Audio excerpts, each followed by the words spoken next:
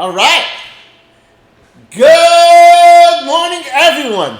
And thank you so much for joining us all here today.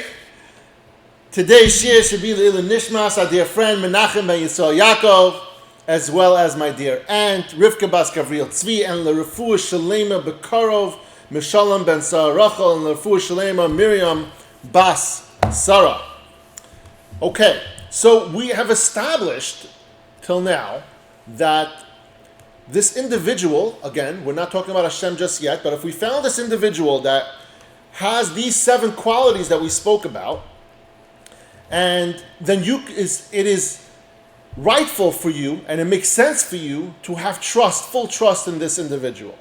And so now, Rav Av is going to describe the absolute trust that one should have in the individual that possesses these 7 qualities. And again, this is still before mentioning Hashem. We're not getting to Hashem, we're going to get to Hashem in a few minutes.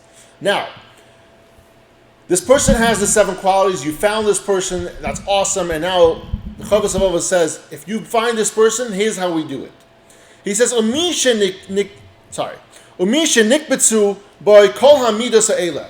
if there is someone in whom all of these qualities come together, and along with everything that we spoke about earlier in the introduction and in chapter 1, all that, then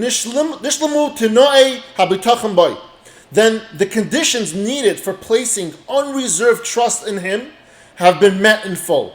And not only that, not that they've met and you should, it's a good idea to have trust in them. He says, in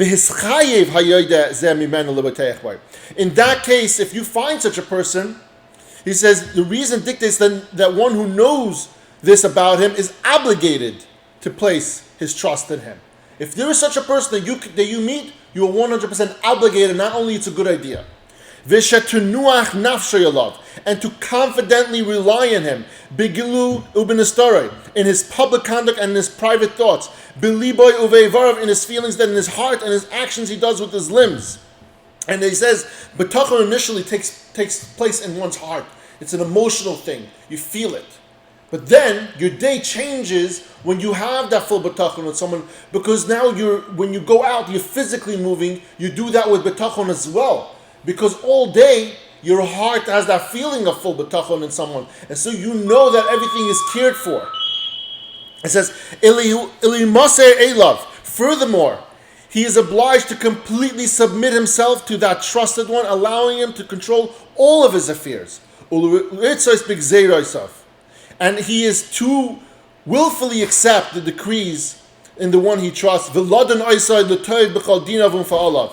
merely in the sense of tolerating them even when they are seemingly to his detriment, but to judge the one who trusts favorably in all his judgments and actions, that is, to firmly believe that all they are in is in fact the one's benefit. That, when you find this person, and you believe that everything is for your benefit, even when something doesn't seem so, even when something seems like it's not so good for me, as we're going to learn, it was even then you are happy with everything, and you fully trust this person because you understand that this person cannot do anything that's not for your own benefit, because that's all this person wants to do. Now, having established the 7 qualities that someone must possess in order for Bitachon in him to be warranted, Rav Av now turns to the matter of who actually possesses these qualities. And so, we spoke about the concept. There are 7 qualities that someone must have. And if you find that person, not only it's a good idea, but you should absolutely, you have to put your full trust in that individual. Now, Rav Av is going to turn to the concept, who possesses these 7 qualities. He says, now, when we seek out these 7 criteria, these 7 qualities, we do not find them at all in human beings. And he says, not only we do not find one person that possesses all 7, he says we don't find one person that possesses even one in very full. Even if you want to say that the first 2 of the criteria speaks about that someone's compassionate and pitying and loving, and the second one, he has love for him. Even that, when it comes to human beings, is not limitless. There's still a limit to it.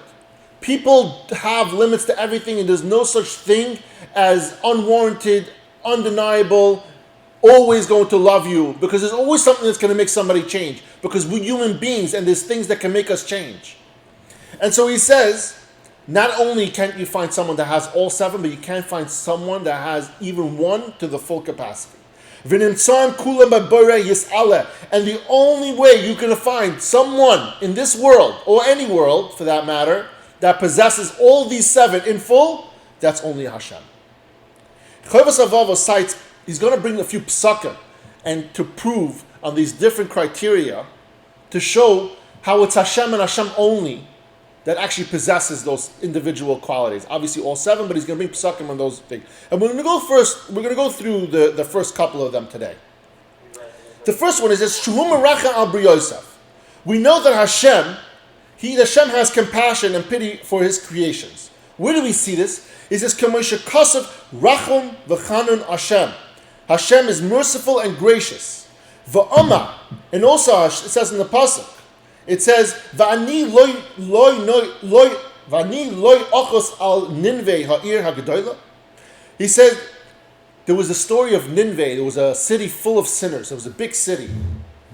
And Hashem sent Yonah to warn the city that if they don't do tshuva, he's going to wipe out the entire city. Now the story goes is that they repented, and they did tshuva, and Hashem rescinded his decree of wiping out the entire city. Yonah went to Hashem with a complaint. And he said, I understand. You sent me to do a task to warn them before it happens, and it's kind of like it was for naught. And Hashem tells him over there, he says, Va'ama, va'ani loy achas al Ninveh ha'ir ha'gedola. Shall I not take pity on Ninveh, the great city? What does that mean? We're trying to show that Hashem takes pity even on people that are not worthy of pity. Even in sometimes that Hashem, he's taking pity in all his creations. These are his creations. Hashem put them on this world for a purpose, for a reason, and Hashem is taking pity on them. And it says that the city was so big that it was 12 myriads, about 120,000 people. It was a huge, very, very, very large city. And so you see from that Hashem has compassion, he has pity, and he has love for his creations. The second quality is V'she'einem mis'alem. We also know that Hashem never diverts his attention from people's needs. We spoke about this, that a person wants to do something for you. We find someone with the criteria that wants to do everything for you, but unfortunately that person has other things in their day that they need to get to as well. And over here you see from the pasuk, K'moshe Kasav, Hine lo yonam v'lo yishan, Shemi Yisrael, that Hashem, behold Hashem, he never slumbers and never sleeps. He's the guardian of the Yidden. That Hashem is never sleeping. He always has time to take care of you. Hashem will always be there, and he's not like a bas of Adam, of a human being that wants to do it, but sometimes cannot fulfill that. But Hashem is always there to do that for you. And the third and fourth qualities, he says, comes from a pasuk. We see Vishahu Chacham, that Hashem is wise, V'lo Yenutzach, and also Hashem is the all-powerful, and no one could he cannot be foiled in carrying out his wishes, which is the third quality. The third and fourth qualities are mixed up a bit because he chose the pasuk like this. It says in the pasuk, it says, Chacham leva va'im emetz koyach mi hiksha elav yishlam. The pasuk says he is wise of heart and immensely strong. Whoever stubbornly opposed him and remained whole. He says, Hashem, not only is he smart and he knows what's going on in your day to day, whether you told it to him or not, but he is also all-powerful in each and every matter. That any person that came across Hashem was never able to beat Hashem because Hashem is the strongest.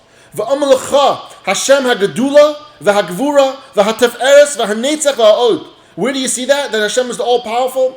Not only does Hashem overpower all that oppose him, but no one has any strength at all unless he grants it to him.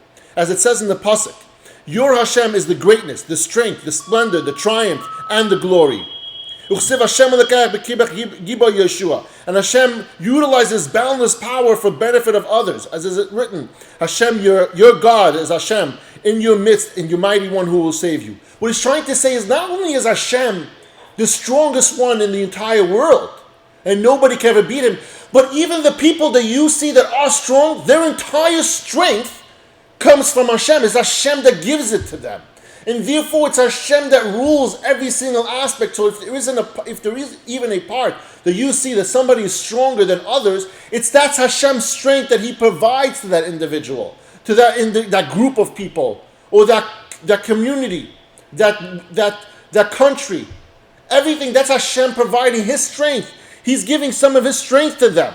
He's imparting that. But they can never beat Hashem. Hashem can take that away from them in a second. They can't do anything to Hashem or anybody else unless it's meant for, and Hashem decreed that. And so we're going to go through all these different psakim that are going to prove to us that these 7 qualities are needed, the necessity, and you can only find them in Hashem and Hashem only. Thank you, everyone, for joining us all here today, and I love you all.